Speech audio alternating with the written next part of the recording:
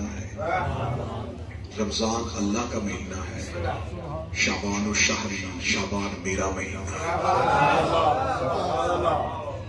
نبی کی حدیث کا چھپا ہوا راز سمجھ میں نہیں آیا کہ رجب امیر المومنین کا مہینہ سمجھ میں آتا ہے کہ 13 رجب کو اللہ کے گھر میں اللہ کے چہرے کی نقاب کشائی ہوئی تھی، تو یہ سمجھ میں آتا ہے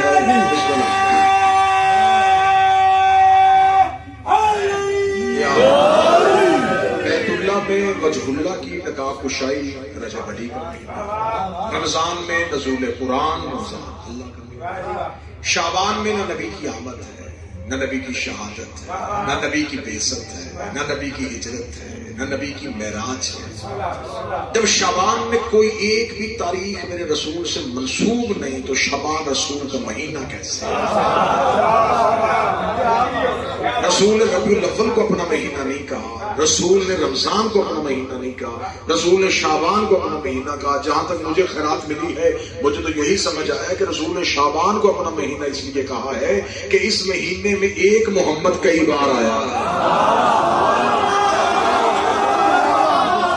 شہزادی نے ہاتھوں کو سلا، ایک ہی محمد کئی بار بار بار آیا۔ مولا حسین سے کہتا ہے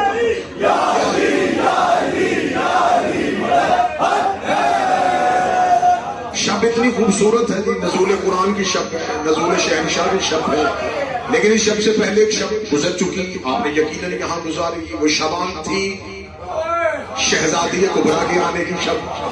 تو میں توہین سمجھوں گا، میں گستاخی سمجھوں گا، میں جسارت کر ہی نہیں سکتا کہ میں دو بادشاہوں کے حرم میں بیٹھ کے، ان کے قرب میں بیٹھ کے اس تذکرہ سیدہ نہ کروں جس کا احترام یہ دونوں بادشاہ کرتے تھے۔ میں اس شہزادی سے گفتگو کا آغاز کرنے لگا ہوں، میں شعبان المعظم کا آغاز اس شہزادی کے جملوں سے کرنے لگا ہوں۔ شہزادی جب بھی پڑھی جاتی ہے، دیکھیں میں نے نام لیا، مومن چیخ پڑے، رو پڑے، کیونکہ یہ شہزادی کو جب بھی پڑھا گیا مصحف میں پڑھا گیا، کیونکہ لقب میری شہزادی کو ام المصحف۔ میں آپ کو بی بی کے مصحف میں سے بی بی کا فضائل سنانے لگا، اور کربلا میں بیٹھ کے سادات کے سامنے میں شہزادی کا ذکر آپ کو سنانے لگا۔ شہزادی کو کہا جاتا ہے فاتح شام۔ یہ میری شہزادی فاتح شام کیسے بنی؟ کیا اس لیے گئی تھی کہ بی بی نے ایک شام، ایک ملک فتح کر لیا تھا، اس وجہ سے بی بی فاتح بنی؟ آخر بی بی کے فاتح شام بننے میں راز کیا ہے؟ اس کے لیے میں بڑی جلدی سے تاریخ کا سفر کروں گا، تھوڑا سا آپ کو پس منظر میں لے کے جاؤں گا۔ جب رسالت مآب نے مکہ فتح کیا اور رسالت مآب مدینہ سے لشکر لے کے مکہ میں داخل ہوئے تو تاریخ انسانیت لرز رہی تھی اور کانپ رہی تھی کہ وہ شخص، وہ ہستی مکہ میں داخل ہو رہی ہے جسے تھوڑا عرصہ پہلے اسی مکہ سے اذیتیں دے کے، پتھر مار کے، زخمی کر کے، تکلیفیں دے کے، شیب ابی طالب میں محصور کر کے جس نبی کو بھیجا گیا تھا، اب وہ ایک بہت بڑا لشکر بنا کے مکہ کے باہر آ کے کھڑا ہو گیا ہے۔ مکہ میں کوئی پوری رات سویا نہیں، اسی خوف کے ساتھ کہ صبح یہاں خون کی ہولی کھیلی جائے گی، صبح یہاں سر کاٹے جائیں گے، صبح یہاں خون بہے گا، صبح یہاں مرد و عورت کو کاٹ دیا جائے گا، اس لیے کہ وہ رسول بہت بڑا لشکر لے کے آ رہا ہے۔ تاریخ انسانیت نے یہ پہلا فاتح دیکھا جو اس انداز میں مکے میں داخل ہوا کہ اس کے ہاتھ میں تلوار نہیں تھی، اس کے ہاتھ میں سفید پرچم تھا، اس کے آگے آگے اس کا ایک صحابی نوکر یہ اعلان کر رہا تھا کوئی اپنے گھر کا دروازہ بند نہ کرے، کوئی اپنے بچے کو گود سے اتار کے یہ نہ سمجھے کہ شاید ماں بچے سے جدا ہونے لگی ہے، سب اپنے گھروں میں سکون میں رہو، ہم تمہیں امن دینے آئے ہیں، ہم تمہیں زندگی دینے آئے ہیں، ہم تمہیں سکون دینے آئے ہیں۔ جب رسالت مآب کا یہ اعلان ہو چکا، مکہ والوں کے سانسوں میں سانس ہے، میں سیدہ پڑھنے لگا ہوں، فاتح شام پڑھنے لگا ہوں، ایک نئے انداز سے عالیہ سنانے لگا۔ جب مکہ والوں نے یہ منظر دیکھا تو مکہ والے ایک لمحے کے لیے محو حیرت ہو گئے۔ مکہ والوں کے لیے، کیونکہ تاریخ عرب نے ایسی مثال کبھی دیکھی نہیں تھی، تاریخ انسانیت میں ہمیشہ یہی تھا کہ جب دشمن قبضے میں آئے سر کاٹ دو، جب دشمن پہ تسلط ہو جائے اس کی گردن مار دو۔ تاریخ انسانیت نے پہلی بار دیکھا کہ ہم اس کی مٹھی میں تھے یہ پھر بھی معاف کر رہا ہے، ہم اس کی دسترس میں تھے یہ پھر بھی ہمیں چھوڑ رہا ہے۔ سب کو رسالت مآب کا دربار لگ گیا، چھوٹے چھوٹے نوکر، چھوٹے چھوٹے مجرم، ان کو سامنے نبی کے پیش کیا جانے لگا، رسول سب کو معاف کر رہے تھے۔ شام کے وقت مکہ کا سب سے بڑا سردار مجبوراً رسول کے سامنے آیا، اس نے رسول کے سامنے آ کے رسول کے سامنے سر جھکایا، یہ کون تھا جس کے گھر میں وہ بی بی تھی، وہ عورت تھی جس نے رسول کے چچا حمزہ کا کلیجہ چبایا تھا؟ میں نام لے لیتا ہوں۔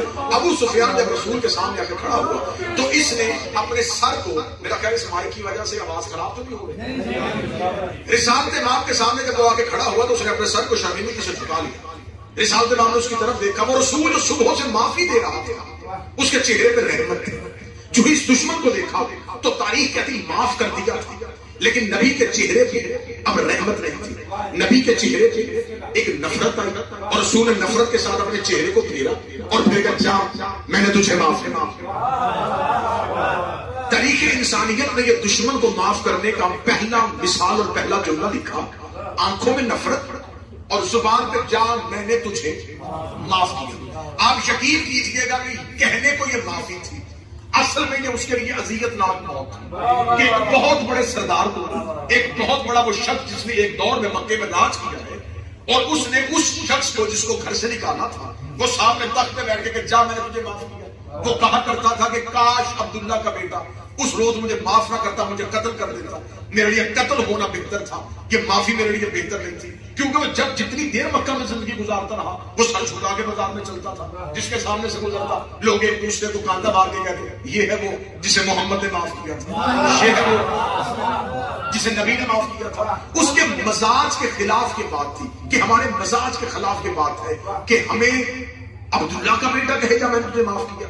اس نے مجبوراً کلمہ تو پڑھ لیا، محرک کہتا لیکن اس کے دل سے بغض نہیں گیا، اس کے دل سے کینہ نہیں گیا، اس کے دل سے نفرت نہیں گئی۔ اس نے پوری زندگی کوشش کی کہ کسی نہ کسی طریقے سے میں نبی پہ تسلط قائم کروں، ایسا نہیں ہو سکا۔ یہ مرتے ہوئے اپنے بیٹے کو وصیت کر گیا، دیکھ میرے پاس ایک خاندانی نفرت ہے، کیونکہ عربوں میں بغض اور کینہ وراثت کے طور پہ اگلی نسل کو منتقل کیا جاتا تھا۔ تو اس نے کہا میں تجھے وراثتاً یہ بغض دے کے جا رہا ہوں، زندگی میں کوشش کرنا اگر اسلام تیرے قبضے میں آ جائے، اگر مسلمانوں میں تیرا تسلط قائم ہو جائے، ایک بدلہ تمہیں لینا ہے۔ کسی رسول کے خاندان کے کسی فرد کو دربار میں ایسے ہی کھڑا کر کے تو نے کہنا ہے جا میں نے تجھے معاف کیا۔ جب تو یہ کہہ دے گا سمجھ لینا میری روح کو تسلی ہو جائے گی۔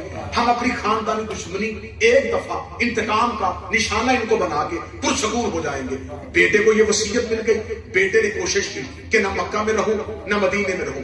یہی وجہ تھی، اسی بے عزتی کی وجہ سے خاندان ابو سفیان مکہ میں رہا۔ یہ مکہ سے نکلے، یہ شام چلے گئے، انہوں نے شام کو آباد کیا، اس نے شام میں ملوکیت کو قائم کیا، اس نے شام میں درہم و دینار بانٹے، اس نے شام کے لوگوں کو نوازا، اس نے شام علی کے خلاف تیار کر لیا، اس نے 42 سال علی کے خلاف ایک ملک دریافت کیا، اس نے اس ملک کی سرحدیں اپنے انداز میں ناپی، اس نے لوگوں کو علی کی دشمنی پہ تیار کیا، اس نے نسل علی کی دشمنی پہ تیار کی۔ یہ سب کچھ یہ کرتا رہا ایک حسرت پوری کرنے کے لیے کہ باپ کی حسرت ہے ان کے کسی ایک فرد کو دربار میں لا کے تو نے کہنا ہے جا میں نے تجھے معاف کیا۔ یہ حسرت لے کے اس نے بڑی کوشش کی، یہ سفین میں آیا، علی نے اس کے منہ کے بل ہرا دیا، یہ خارج کے ساتھ لے کے نہروان میں ٹپکا، علی نے وہاں سے شکست دے دی۔ اس نے پوری کوشش کی تسلط علی پہ ہو جائے۔ امیر المومنین کی خواہش تھی کہ میں شام تک پہنچوں، لیکن کبھی سفین درمیان میں آ گئی، کبھی جمل درمیان میں آ گئی، کبھی نہروان آ گئی، امیر المومنین شام نہ پہنچ سکے۔ یہ مرتا مرتا مر گیا۔ اس نے اپنے مرنے کے بعد اپنے بیٹے یزید کو وصیت کی، اس نے کہا دیکھ 42 سال میں نے زندگی کی سانسیں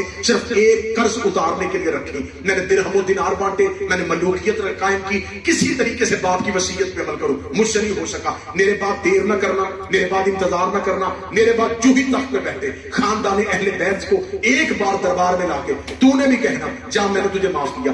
یہی وجہ تھی اس یزید ملعون نے تخت پہ بیٹھتے ہی سب سے پہلا کام کیا اس نے حسین مولا سے بیعت کا مطالبہ کر لیا۔ جو ہی اس نے حسین، اب اس پس منظر کو سمجھانا اس لیے مجھے مقصود ہے کہ مجھے فاتح شام پڑھنا ہے، مجھے علی کی بیٹی کا منفرد آپ کے سامنے مثال پڑھنا ہے۔ جب اس نے کہا کہ ایک انداز میں ایسے کرو، اس نے مولا حسین سے بیعت کا مطالبہ کیا، مولا حسین نے انکار کیا۔ کریم کربلا 28 سے جب مدینہ سے نکلے، مولا حسین نے مکہ میں بدِ احرام توڑے، مولا حسین چلتے چلتے کربلا پہنچ گئے۔ اس نے لشکر پہ لشکر، لشکر پہ لشکر، فوجیں پہ فوجیں کربلا میں بھیج دی۔ حسین گرفتار نہ ہوئے، حسین وہیں پہ سو گئے۔ جب حسین مولا شہید ہو گئے، اس نے اپنی 9 لاکھ کی فوج کے سردار کو حکمن یہ پیغام کہا تھا کہ حسین کا ہر کوئی قتل کر دینا، ایک ایک بیٹا بچا کے لانا ہے، حسین کا ایک فرزند بچا کے لانا ہے، تاکہ میں اس سے اپنے باپ اور دادا کی وصیت کے مطابق بدلہ لے سکوں، ایک بیٹا بچا کے لانا ہے۔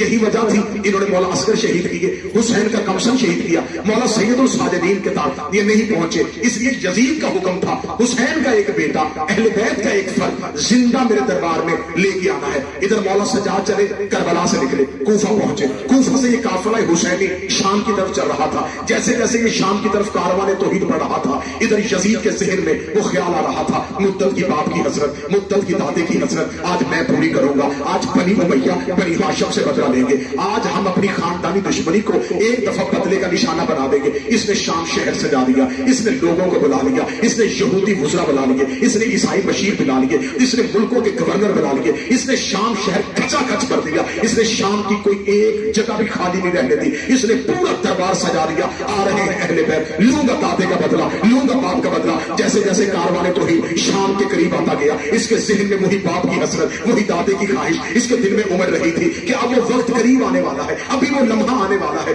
کہ میں ان سے بدلہ لوں گا۔ جو اس کے نانا نے کہا تھا جا میں نے تجھے معاف کیا، جا میں نے تجھے معاف کیا، جا میں نے تجھے آزاد کیا، لہٰذا ان کی اس دی ہوئی آزادی کا ہم بدلہ لینے والے ہیں۔ ادھر کاروانے تو ہی چلتا چلتا بازار شام کو عبور کرتا کرتا دربار یزید کے دروازے پہ آ گیا۔ جو بھی دروازے پہ آیا اس نے سر پہ پاپ والا تاج پہنا، اس نے سونے اور چاندی اور ہیرے اور جواہرات کا ڈھیر لگایا، اس نے شام کے دربار کو کچا کچ کر دیا، اس نے سفرا کو بٹھا دیا، اس نے وزراء کو بٹھا دیا، اس نے عمرہ کو بٹھا دیا، اس نے صحافی بٹھائے، اس نے رپورٹر بٹھائے، اس نے مورخ بٹھائے کہ اب میں شکست کا بدلہ لوں گا۔ جیسے ہی سید الساجدین کا پہلا قدم دربار میں داخل ہوا، یہ ایک دفعہ اپنے تخت سے اٹھا، اس نے اپنے باپ اور دادا کی روحوں کو اپنی آنکھوں میں لاتے ہوئے بنی ہاشم سے بدلہ لینے کے لیے وہی فکرہ ذہن میں رکھا کہ جان میں نے تجھے آزاد کیا۔ یہ جملہ میں کہوں گا، ادھر جملہ اس کے دل سے نکل کے اس کے حلق سے ہوتا ہوا اس کی زبان کی نوک پہ آیا کہ میں کہوں گا جان میں نے تجھے آزاد کیا۔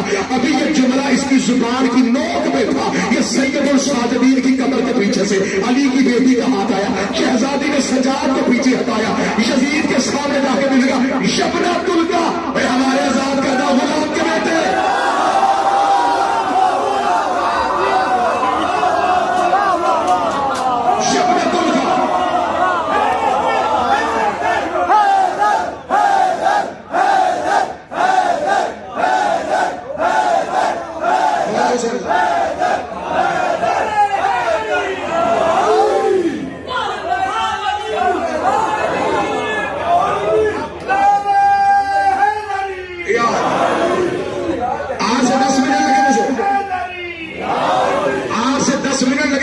ذہنوں کی زمین کو تیار کرتے ہوئے کہ فاتح شام سنا۔ بی بی نے سجاد کی کمر پہ ہاتھ رکھا، بیٹا حق سجاد، امامت کے ہوتے ہوئے علی کی بیٹی بولی ہمارے آزاد کردہ غلام کے بیٹے۔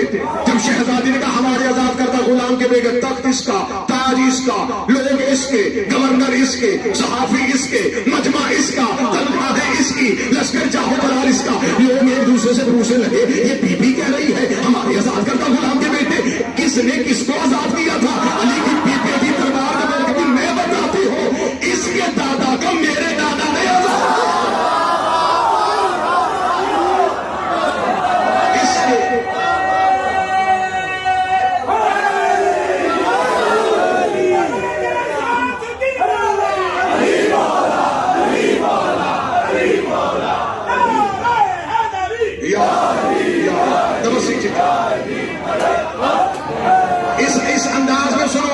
انداز میں سنوا لیا۔ ساری زندگی مسائل میں سنا میری شہزادی کو، آج فتح سنو میری شہزادی کو۔ بی بی نے کہا اس کے دادا کو میرے نانا نے آزاد کیا۔ اب جن لوگوں نے مکہ دیکھا ہی نہیں تھا، جنہوں نے صرف امیہ کا شام دیکھا تھا، جنہوں نے رسول کا دور نہیں دیکھا تھا، جنہوں نے فتح مکہ نہیں دیکھی تھی، خیبر خندق کچھ بھی نہیں دیکھا تھا، انہیں پوچھا کون کس کا نانا تھا، کون کس کا دادا تھا، یہ کون ہے اور یہ کون ہے؟ جملے سن رہے یہ کون ہے اور یہ کون ہے؟ اب مورخ کہتا ہے اب بی بی دربار میں جب بولی، جب بی بی نے خطبہ شروع کیا، علماء تشریف فرمائے شہزادی اپنے لہجے میں نہیں بولی، اس میں تو دوسری رائے نہیں ہے، کس لہجے میں بولی تھی؟ علی کے لہجے لہجے میں، علی کے لہجے میں. پھر کربلا میں بیٹھ کے جملہ ضائع نہ کرنا. علی کے لہجے میں بولی مجھے عزت حسین کی قسم ہے ساری زندگی محمد بولے اپنے لہجے میں، حسن بولے اپنے لہجے میں، حسین علی کا بیٹا تھا بولا اپنے لہجے میں، عباس ہو بہو علی تھا لیکن بولا اپنے لہجے میں.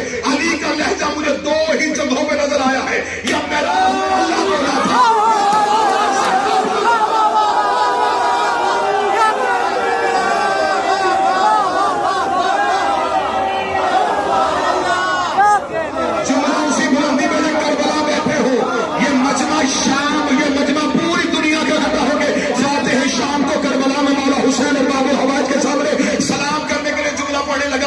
یہ لہجہ یا معراج میں اللہ نے لیا تھا یا دربار میں علی کی بیٹی نے لیا ہے.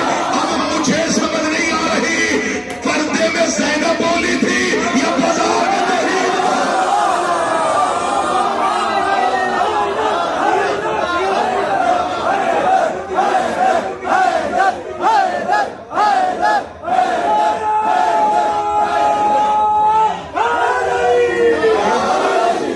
کس کے لہجے میں بولی؟ بابا کے لہجے میں. کیونکہ جو سامنے بیٹھے تھے. رسول کے لہجے میں کیوں نہیں بولی؟ مولا حسن کے لہجے میں کیوں نہیں بولی؟ کیونکہ یہ جو سامنے بیٹھا تھا ان امویوں کو دشمنی محمد رسول اللہ سے نہیں، ان کی گھٹی میں علی کی دشمنی تھی. ان کے گھر کا ہر بندہ علی نے مارا تھا. دلوں میں علی کی دشمنی لے کے بیٹھے تھے یا بی بی علی کے لہجے میں بول پڑے. دیکھیں میں بتاتی ہوں اس کے دادا کو میرے نانا نے آزاد کیا تھا. لوگوں نے کہا یہ بی بی کون ہے؟ فرمایا یہ نہیں بتائے گا، میں بتاتی ہوں. ہم ہیں اہل بیت نبوت. وہی آتی ہے ہمارے گھر میں، فرشتہ اترتا ہے ہمارے دروازے میں، والناس ہماری دہلیز کا نام ہے، کوثر ہمارے گھر کے پھول کا نام ہے، قل اعوذ برب الفلق ہمارے بھائیوں کے تعویذ کا نام ہے. اللہ نے ہمارے گھر میں نبوت اتاری ہے، اللہ نے ہمارے گھر میں امامت اتاری ہے، اللہ نے ہمارے گھر میں ولایت اتاری ہے. ابھی بی بی اللہ کی حمد پڑھ رہی تھی، رسول کی رسالت پڑھ رہی تھی، بابے کی ولایت پڑھ رہی تھی، حسن کی کرامتیں پڑھ رہی تھی، حسین کی عزتیں پڑھ رہی تھی. بی بی ابھی صرف اپنا خاندان پڑھ رہی تھی. یا لوگوں نے یزید کی طرف دیکھا کہ تو نے اس کو قید کیا ہے، تو نے اس کے ہاتھ میں رسیاں پہنائی ہیں اور یہ تیرے دربار میں تیرے وزراء تیرے مشیروں کے سامنے کھڑی ہو کے اپنے خاندان کے اتنے شرف بیان کر رہی ہے. تو بھی بتا تو کس کا بیٹا ہے؟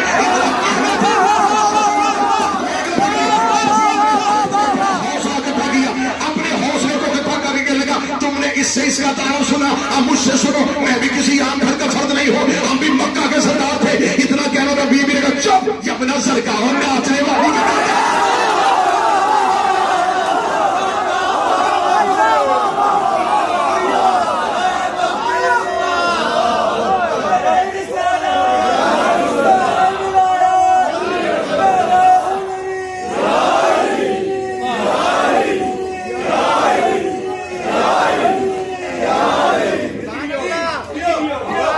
علماء تشریف فرمائے. میرے برادر قبلہ جوید الحسن یہ اپنا اے ناچنے والی کے بیٹے تجھ میں ضرورت میرے ہوتے ہوئے تو اپنے خاندان کا شرف پڑھے، تو اپنے خاندان کی عزت پڑھے. تیرے خاندان کا بھی میں ہی بتا دیتی ہوں، اپنے خاندان کا بھی میں نے بتایا، تیرے خاندان کا بھی میں بتاتی ہوں. بی بی نے پورے دربار میں باپ کا لہجہ بڑھ کے بول کے بی بی نے کہا میں آدم سے لے کے اپنے بابا علی تک، حوا سے لے کے اپنی ماں فاطمہ تک، جس کا یہ چاہے اس کا نام بھی بتاتی ہو، شجرہ بھی بتاتی ہو، کردار بھی بتاتی ہو. اس سے کہ تیرا تخت ہے سر پہ تاج رکھ کے بڑے دربار میں صرف اپنی ماں کا کردار بتاتی.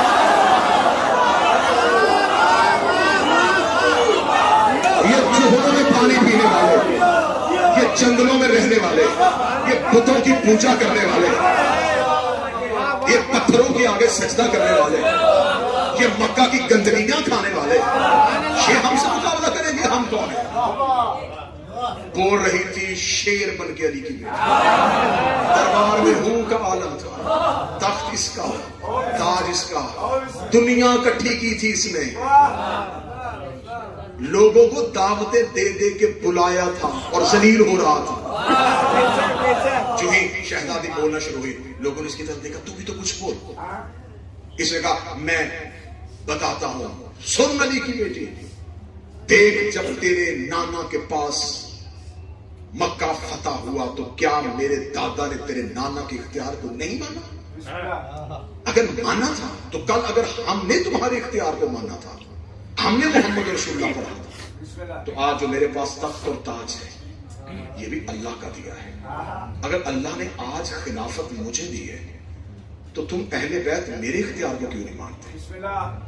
اس نے جملہ کہا اور دربار میں لوگوں نے کہا بات تو ٹھیک ہے، جب ان کے دور میں انہوں نے ان کے اختیار کو مانا تھا تو یہ کیوں نہیں مان رہے؟ شہزادی دربار میں کہتی کیا کہا تم نے؟ کہتا آپ لوگ میرے اختیار کو نہیں مانتے۔ میں کہا شور بولو، اونچے بول۔ اس نے علی کی بیٹی تم لوگ میرے اختیار کو کیوں نہیں مانتے؟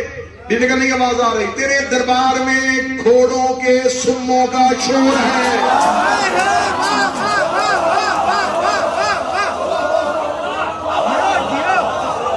گھوڑوں کے سمروں۔ سبحان اللہ۔ اب اس نے کیا کہا تھا ہمارے پاس اختیار ہے، اب یہ مقابلہ نہیں ہونے لگا۔ بی بی فضیلت کیا بتانے لگی تھی؟ یہ سمجھ رہا تھا کہ لشکر میرا ہے، سپاہی میرے ہیں۔ بی بی نے کیا جملہ کہا؟ بی بی نے کہا یہ نہیں کہا کہ سپاہیوں سے کیا گھوڑے باہر لے، سپاہیوں کو نہیں، بی بی نے کہا گھوڑوں کے سم رو، کیونکہ چاروں سم گھوڑے پہ ٹیک کے کھڑے ہونا فطرت ہی نہیں، فطرت حیوان ہے کہ وہ کھڑا ہوگا تو ایک نہ ایک سم کو اٹھا کے رکھے۔ بی بی نے یہ نہیں کہا کہ سپاہیوں پہ کنٹرول کر، بی بی نے کہا فطرت پہ قابو کر۔ نہیں سمجھے شہزادی نے چیلنج کیا فطرت کا، گھوڑوں کے سن لو۔ اسے کہا کیا کروں؟ فرمایا گھوڑوں کو سن لو۔ کلگالی کی بیٹی یہ نہیں رک سکتے، فرمایا چل ٹھیک ہے تیرے دربار میں اونٹ کھڑے، اونٹ کی فطرت ہے گردن کو ہلانا۔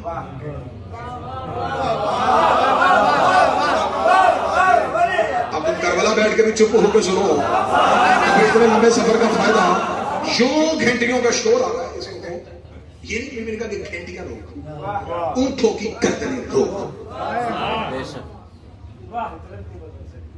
عادتیں بدلتی ہیں، فطرتیں نہیں بدلتی۔ مجھے میرے بھائی نے جملہ کہہ دیا تو پھر میں جملے کو آگے بڑھاؤں۔ علی ہماری عادت کا نام نہیں، علی ہماری فطرت کا نام ہے۔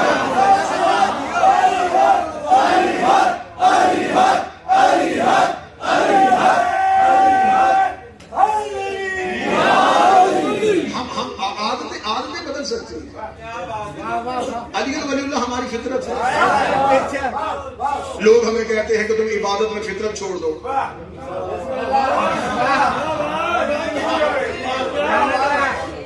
علی ولی اللہ ہماری فطرت کا نام ہے۔ عادتیں اور ہوتی ہیں، عبادتیں اور ہوتی ہیں، عادت اور عبادت میں با ہی کا فرق ہے، اور علی با کا نقطہ ہے۔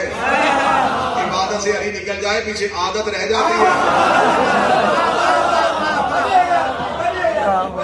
کچھ لوگوں کو نمازوں کی عادت ہوتی ہے اور کچھ لوگ علی کی عبادت کرتے ہیں۔ یہ میں نے نہیں کہا، یہ نبی نے کہا ذکر ولیوں نے کہا، علی کا ذکر کرنا عبادت ہے، ثواب نہیں۔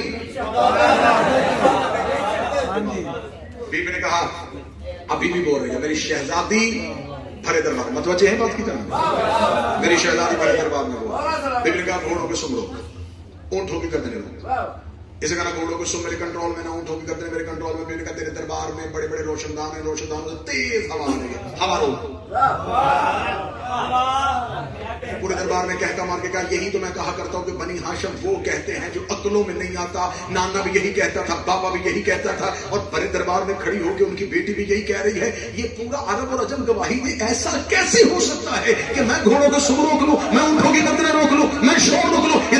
اس کو چپ، اتنا کہا جس گھوڑے کا سم اٹھا تھا اسے رکھا نہیں، جس اونٹنی کا ہلی تھی اسے واپس نہیں کی، جس سپاہی کی آنکھ کھلی تھی اس کی پیچھے نہیں آئی، جس کے ناک کے نتھرے سے سانس نکلا تھا واپس نہیں آیا، جس کی دل کی دھڑکن وہی تھی وہی کی وہی رہ گئی۔ جب پورے دربار میں جس کا ہاتھ اٹھا، جس کی آنکھ کھلی، جس کی پلک جھپکی، ہر ایک پتھر کا بن گیا۔ بی بی یزید کے تخت کے سامنے آئی، بی بی نے یزید کی طرف اشارہ کیا، یزید کے ناپاک بدن میں روح واپس آئی، ناپاک بدن میں روح کا واپس آنا تھا۔ اس نے سر سے لے کے پاؤں تک دربار دیکھا، ادھر بھی پتھر، ادھر بھی پتھر، ادھر بھی پتھر، ادھر بھی پتھر، پورا دربار پتھر کا دیکھا۔ ہاتھ بن کے کہا علی کی بیٹی مجھے معاف کر دے۔ بی بی کہتی اب بتا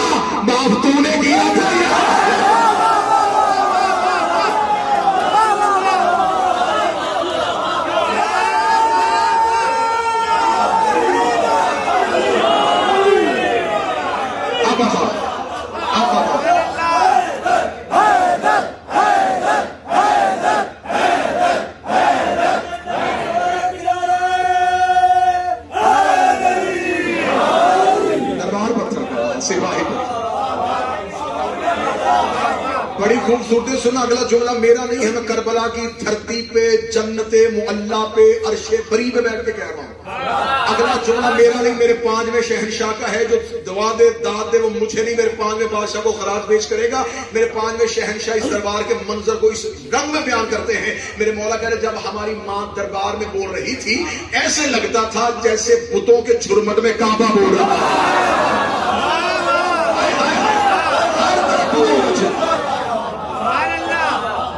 شہزادی بول رہی ہے، تخت اس کا، تاج اس کا، سپاہی اس کے، لشکر اس کا، اور بول رہی ہے علی کی بیٹی.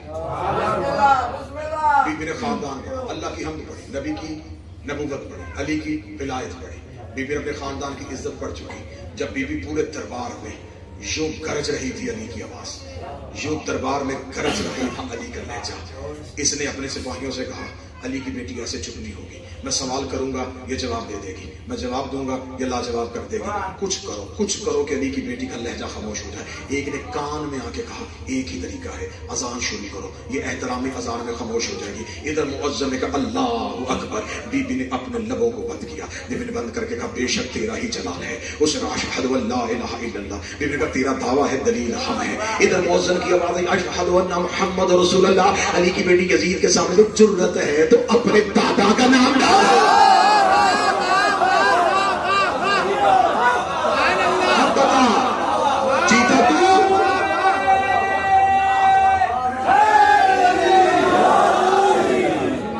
نیزہ پہ حسین کی آواز ہے مرحبا علی کی بیٹی.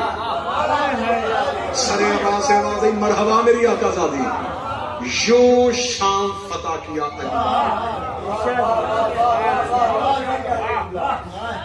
آپ کیا سمجھتے ہیں کہ ایک بہن بھائی کے ساتھ گئی تھی؟ شریکت الحسین گئی تھی. میں شہزادی کی عزت سارا کچھ تقریر بھی نہ کروں، ایک جملہ پڑھ کے خاموش ہو جاؤں تو اسی پہ ہی مومن سر سجدے میں رکھ دیں تو کیا کمال فضائل ہے شہزادی کا. اتنی بڑی فضیلت ہے شہزادی کی کہ ایک دور میں 5 امام اس سے مشورہ کرتے تھے.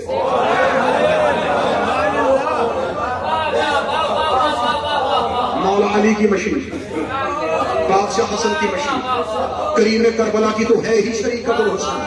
مولا سجاد تو چلتے ہی پیچھے تھے، مولا باقر تو ان کے حکم کے بغیر لب نہیں کھولتے. تو آپ کیا سمجھتے ہیں کہ عام فضیلت ہے؟ 5 حجتیں اپنے اپنے دور کی، جس کے آنے پہ چپ ہو جاتی تھی، جسے کہا جاتا ہے اس کی زیارت پڑھتے ہوئے جملہ جو شام گئے ہو یا جو جاؤ گے شہزادی کی دہلیز پہ سجدہ کر کے اس جملے کو نوکر کے یاد کرنا. بی بی کی زیارت پہ جملہ پڑھا جاتا ہے اے امینت الامامت، اے امامت کی امینہ تجھ میرا سلام. جو امامت کون دیتا ہے؟ اللہ. امین کون بنی؟ امینہ شہزادی بنی. جس کے پاس کافر اپنی امامتیں رکھے اسے مصطفیٰ کہتے ہیں. جس کے پاس اللہ امامت جیسی امانت رکھے. شہزادی نے سید الصادقین کا جو تحفظ کیا ہے، میں کیا کروں، مجھے بار بار جملے سامنے آنکھوں کے آ رہے ہیں کہ کیا کیا راز ہیں ابھی شہزادی کے جو پڑھے نہیں گئے. میں نے پہلے کہا تھا کہ مجھے مصائب میں سے شہزادی کا فضائل نکالنا. اپنے جذبات پہ قابو رکھیے گا ورنہ تقریر یہی پہ روکنی پڑے گی. شہزادی کا کتنا بڑا فضائل ہے، ہزاروں نہیں لاکھوں دفعہ آپ نے سنا کہ شام غریب شہزادی نے سید الصادقین کو پشت پہ اٹھایا. کوئی نئی بات تو نہیں سنی ہوئی پہلے. سید الصادقین کو پشت پہ شہزادی نے کیوں اٹھایا؟ کیا امامت میں طاقت نہیں؟ حجت اپنے اختیار سے واقف نہیں؟ جو ابراہیم نار نمرود کو گل کر سکتا تھا تو یہ تو سید الساجدین وہ تھا کہ ابراہیم نے انہی کا نام لے کے نار نمرود کو گل کیا تھا. تو یہ سید الساجدین کو پشت پہ جو لے کے آئی ہے، جاؤ جا کے علماء سے پوچھو امام کو اٹھانے کے لیے بھی امام ہونا ضروری ہے.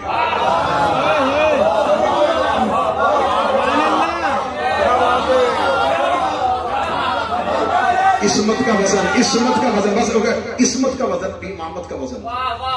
سوائے امامت کے کون اٹھائے؟ میں مثال دیتا ہوں. رسول نے مکہ میں آ کے خانہ کعبہ کو بتوں سے پاک کرنا. رسول نے فرمایا علی کعبہ کو بتوں سے پاک کرنا. رسول نے اپنے شانے جھکائے. اتنا کہنا تھا کہ صحابہ آگے بڑے، رسول کا ہاتھ پڑے، یا رسول اللہ اٹھیے، یہ کیا ہو سکتا؟ بزرگ ہیں آپ، یہاں لا الہ الا اللہ لکھا ہے، یہاں محمد رسول اللہ لکھا ہے. اٹھانا ہی ہے نا علی کو تو ہم حاضر ہیں، ہم اٹھاتے ہیں۔ فرما تم میں سے کوئی بھی اپنے شان علی کے سامنے جھکا نہیں سکتا، کیونکہ امامت کا بوجھ سوائے نبوت کے کوئی نہیں اٹھا سکتا۔ امامت کا بوجھ، امامت کا بوجھ، امامت کا بوجھ سوائے نبوت کے کوئی نہیں اٹھا سکتا۔ شام غریبہ علی کی بیٹی نے سجاد کو پشت پہ اٹھا کے زمانے کو بتایا تھا، یہاں پھپھی بن کے نہیں حجت بن کے کھڑی تھی۔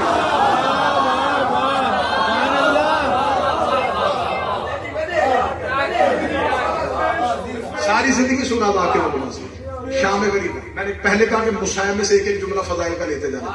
سید الساجدین وقت شہادت امام حسین سید الساجدین کو بقول مورخ جیسا تاریخ میں لکھا، سید الساجدین کو طیب شریف قیس آنکھیں بنتی سجاد، ٹھیک ہے مانا ہم بھی مانتے ہیں سجاد مولا کی آنکھیں بنتی، کیوں؟ حکمت پروردگار تھی۔ اگر مولا سجاد کی آنکھیں کھلی ہوتی تو صدائے استغاثہ پہ لبیک واجب ہو جاتا۔ جس کی آنکھیں کھلی تھی وہ 6 مہینے کا بھی چھولے میں نہیں رہا، تو جہاں ششماہے پہ بیٹھ اطاعت واجب ہو گئی، وہاں سید الساجدین پہ نصرت امام واجب ہو جاتی۔ سجاد کو تلوار لے کے امام کی نصرت کے لیے جانا پڑتا۔ حکمت پروردگار تھی سجاد کی آنکھیں بند ہو تاکہ امامت کے سلسلے کو متصل رکھا جائے۔ یہاں مجھے یہ راز نہیں پڑھنا، اگلا راز آپ کے دلوں سے دعا لینے کے لیے پڑھنا۔ حجت ایک لمحے کے لیے آنکھ بند کرے، نظام کائنات دھرم بھرم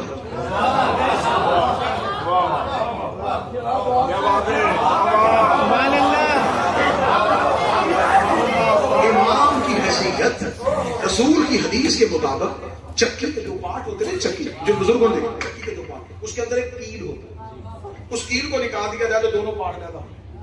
رسول نے فرمایا یہ زمین اور آسمان چکی کے 2 پارٹ، حجت اس کا کیل ہے۔ اس میں سے اگر حجت کو نکال دیا جائے آسمان زمین پہ آ جائے، آسمان اور زمین کے نظام کو جس نے روکا ہوا اسے حجت کہتے ہیں۔ حجت ایک لمحے کے لیے بھی غافل ہو جائے، آسمان زمین پہ آ جائے، نظام کائنات رک جائے، سرا سے سریا تک مخلوق کی سانسیں بند ہو جائے، اگر حجت کی آنکھیں بند ہو جائے، جتنی دیر تک وقت اثر سے لے کے عالیہ کے سجاد اٹھانے تک مولا سجاد کی آنکھیں بند رہی، نظام کائنات کون چلا رہا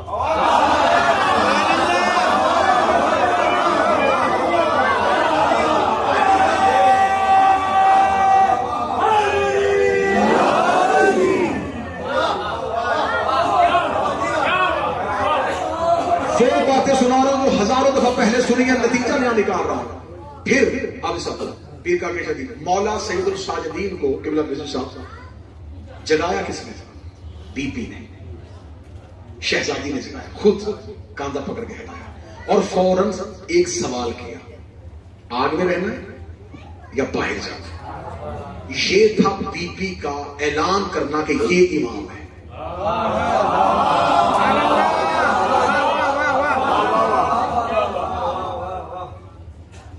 صحرا میں پلانوں کا منبر بنا کے امامت کا اعلان کرنا اور تھا،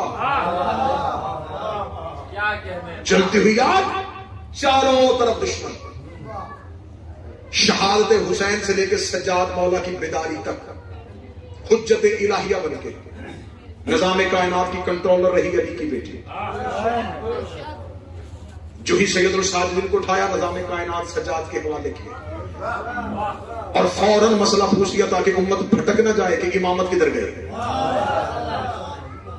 مسئلہ پوچھ کے مولا سجاد کی امامت کا اعلان کر دیا۔ یہ ہے شہزادی جسے جب بھی پڑھا گیا مصاحب کی صورت میں یہ پڑھا گیا کہ ایک بہن تھی جو بھائی کے ساتھ محبت میں گئی تھی۔ اس گھر میں رشتے ظاہراً ہمیں دکھانے کے لیے بہن بھائی کے ہوتے ہیں، ورنہ عصمت کی حفاظت کرنے کے لیے بھی عصمت کا آنا ہی ضروری ہوتا ہے۔ اب میں نے آپ کو شہزادی یکم شعبان کے حوالے سے سنا دی، بڑی جلدی میں 2 جملے سناؤں گا اس کربلا کے قریب کے جس کی دہلیز کے باہر ہم سواری بن کے بیٹھے ہوں. آج ہم میں سے ہر کوئی سواری بن کے آیا. میں پھر جیسے عالیہ ایک نئے انداز میں پڑھی, مجھے وہی پرانا حسین رونی آپ کو سنانا, ایک نئے انداز سے کریم کربلا آپ کو سناؤں گا, اور آج کے جشن میں ثابت کروں گا کہ حسین بادشاہ نے ہمیں خیرات میں کیا عطا کیا ہے. وہ خیرات آپ کے اندر سے نکالوں گا اور آپ کو سلام کر دوں گا. آپ نے ساری زندگی علماء ذاکرین خطبہ سے سنا کہ مولا حسین سے مطالبہ ہوا بیعت. اکثر اپنے بھی پڑھ جاتے ہیں کہ حسین نے بیعت کا انکار کر دیا کیونکہ یزید فاسق فاجر بے نمازی تھا. یزید تہجد گزار بھی ہوتا, حسین پھر بھی بیعت کا کرے. اس نے مطالبہ بیعت کا کیا, کریم کربلا نے انکار کیا. کیا کہہ کے انکار کر دیا؟ بھرے دربار میں نہیں. اب جسے تحت اللفظی میں یا عرفان سننے کی عادت ہے یا جو ادب کے گوشوں سے واقف ہو وہ ذرا ذہن میری طرف رکھنا. کریم کربلا نے 26 رجب کو دربار میں کھڑے ہو کے ایک لفظ کا نہیں, یہ جرت حسین ہے. اس سے پہلے انبیاء نے لوگوں کو ہاں کہنے کا سلیقہ تو سکھایا تھا, نہیں کہنے کا سلیقہ کوئی نبی سکھانا گیا.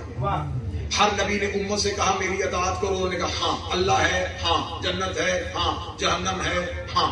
لیکن جب سامنے طاقتور آیا ہر امت نے نبی سے کہا اس کا مقابلہ تو نے کرنا ہے, ہم نہیں کریں گے. امتوں کو ہاں کہنے کا طریقہ آیا تھا, نہیں کہنے کا سلیقہ نہیں آیا تھا. حتیٰ کہ میرے نبی نے انسانیت کو زیور انسانیت سے آراستہ کیا, لیکن ہر میدان میں کھڑا ہو کر نبی بلاتا رہا, سوائے علی کے کوئی سامنے نہیں آیا. اس لیے کہ انسانیت کی تعمیر ہی نہیں ہوئی تھی. انسانیت کی اس انداز میں کسی نے ترقی نہیں کروائی تھی کہ کبھی کسی بادشاہ کے سامنے کھڑے ہو کے نہیں بھی کہتے. انسانیت یہ سمجھی تھی کہ طاقتور کو نہیں کہنا صرف امام یا نبی کا کام ہے. مولا حسین نے دربار ملاؤں میں کھڑے ہو کے کہا نہیں, یہ نہیں لا الہ کا زیور تھا. میں نے پہلے کہا سروں سے کچھ باتیں گزریں گی اور کچھ دلوں کے اندر جائیں گی. مجھے جن کے سروں سے گزر جائیں ان کی پرواہ نہیں, جن کے دلوں میں رک جائیں وہ آنکھیں میری طرف رہنا. یہ نہیں توحید کا زیور تھی, کیونکہ خدا نے کہا تھا لا الہ, نہیں کوئی معبود سوائے اللہ کے. یہ سب سے پہلے نہیں اللہ نے کہا تھا. میرے مالک اپنا آپ منوان نہیں کیوں کروا رہا ہے؟ فرمایا نہیں, پہلے نہیں کہو پھر ہاں کہو, پہلے انکار کرو پھر اقرار کرو. جو چپ بیٹھے ہو خدا نے ہمیں تہذیب دی, پہلے تبرہ کرو پھر تمنا کرو, پہلے جھوٹوں کو لعنت کرو پھر سچے کی کبریائی کا اعلان کرو. لا پہلے کہو الا اللہ بعد میں کہو. یہ توحید کا زیور تھا. حسین نے توحید سے خریدا. حسین نے کہا آج تک تو کہتا اللہ, آج حسین کہے گا. حسین نے کہا لا. جب حسین نہیں کہہ کے دربار سے نکلے, مولا حسین نے یہ نہیں بنی ہاشم میں نہیں بانٹی, خاندان اہل بیت میں نہیں بانٹی. حسین 28 رجب کو مدینے سے نکلے. اب جملہ وہ سفر کرنا ہے جس نے ادب کے ساتھ. 28 رجب کو مدینے سے نکل کے 2 محرم کربلا پہنچتے پہنچتے حسین کی نہیں 72 لوگوں نے خرید لی.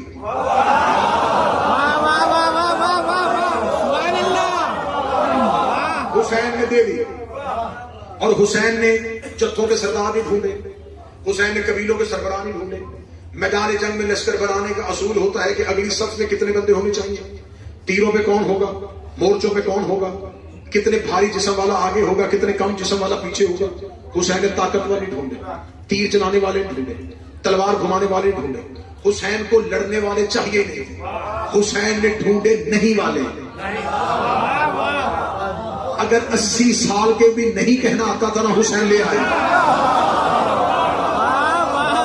حسین نے کہا مجھے طاقتور نہیں چاہیے, مجھے 100 راور بازوؤں والے نہیں چاہیے, نہیں والے چاہیے.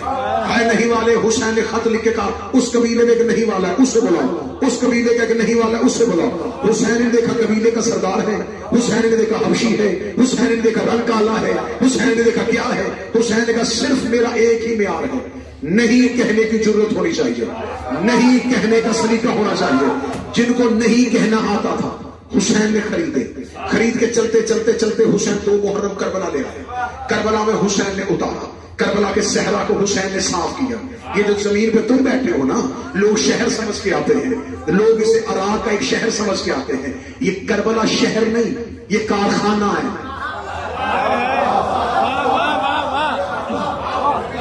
میں جملہ تب تک دوں گا نہیں جب تک وصول کرنے والی آنکھوں میں مجھے ولایت کا نور نظر نہ آیا. حسین یہ کربلا شہر نہیں، یہ کربلا کارخانہ ہے. جو اردو ادب سے واقف ہوگا جملہ، حسین انسان ساز کاریگر ہے. حسین ہے انسان ساز کاریگر. انسان ساز کیا ہوتا ہے؟ برتن ساز وہ ہوتا ہے جو برتن بنائے. حسین ہے انسان ساز کاریگر. کربلا ہے کارخانہ. حسین نے پہلی بار زمین میں ایک ایسا کارخانہ بنایا اور اتنا کمال کاریگر تھا حسین. اس کو ایسا ہنر آتا تھا، یہ انسان ڈالتا تھا، علیہ السلام نکالتا تھا.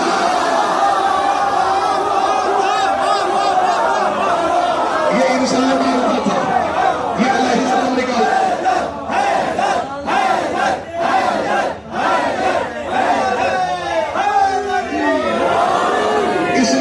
اس نے کوئی بھی رضی اللہ نہیں بنایا.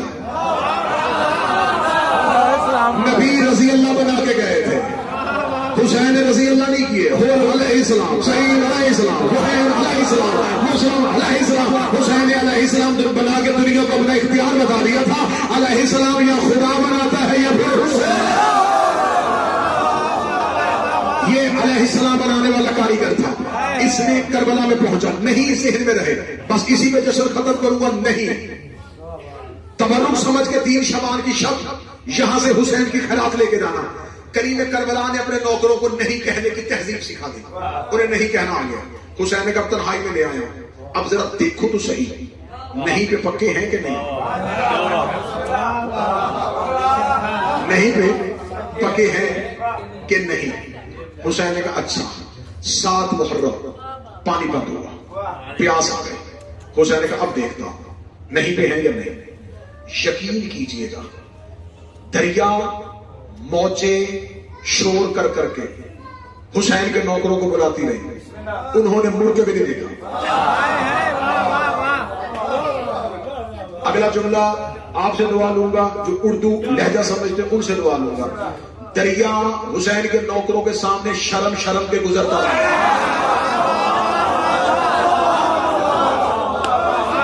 حسین کے نوکروں نے مڑ کے بھی نہیں دیکھا. مجھے کسی کتاب سے نہیں ملا کہ چل انہوں نے فرات سے پانی نہیں پیا تھا، انہوں نے 9 لاکھ سے پانی نہیں مانگا. اکیلے خیمے میں آ کے حسین مولا کے قدموں میں بیٹھ جاتے. کریم امام ہے تو ہمارا، تیرے اختیار سے واقف ہے، ٹھوکر مار، چشمہ نکال. یہ اتنے بے نیاز تھے، انہوں نے حسین سے بھی نہیں مانگا. پانی یزیدیوں نے بند کیا تھا، حسین نے تو نہیں بند کیا تھا. کیا حسین نے اپنے نوکروں سے کہا تھا کہ 3 دن پانی نہ پینا؟ حسین نے تو کہا ہی نہیں. بند کیا تھا انہوں نے حسین سے بھی نہیں مانگا. حسین ان کے چہرے دیکھتے رہے. ان کی لبوں پہ خشکی آئی، چہرے پہ اطمینان، چہرے مرجھا رہے تھے، ولایت چمک رہی تھی. 8 محرم بھوک، انہوں نے کہا نہیں. 9 محرم پیاس، انہوں نے کہا نہیں. 9 محرم کی شب ادھر سے 10 لاکھ، ادھر سے 30 لاکھ، ادھر سے 1 لاکھ، ادھر سے 50 لاکھ، ادھر سے 10 لاکھ. 9 لاکھ کا گھیرا آ گیا. یہ تیر دیکھتے رہے، تلواریں دیکھتے رہے، اترتے ہوئے لشکر دیکھتے رہے. ایک بار بھی حسین سے جا کے نہیں پہنچا. مولا ہمارے پاس ہتھیار نہیں ہے، مولا ہم ان سے جنگ کیسے کریں گے؟ حسین ان کا چہرہ دیکھتا رہا. اگر پیاس سے نہیں گھبرائے لشکر سے ڈر جائیں گے. لیکن شب عاشور تک انہوں نے کہا نہیں نہیں نہیں نہیں نہیں. بار بار حسین کا چہرہ دیکھتے رہے، نہیں نہیں نہیں نہیں نہیں.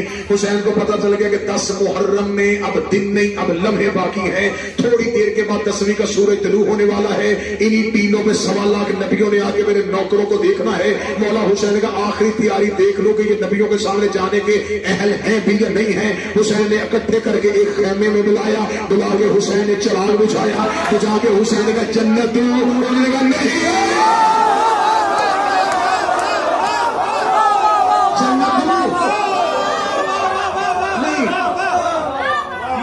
کائنات کے واحد لوگ تھے جو جنت سے بھی خریدے نہیں گئے.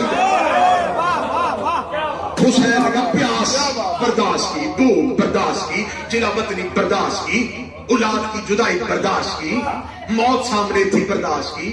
وہ سب کچھ برداشت کرو جنت کے لیے، لے لو. نہیں، ان کی نہیں اتنی پکی ہو گئی تھی کہ یہ جنت سے بھی خریدے نہیں گئے.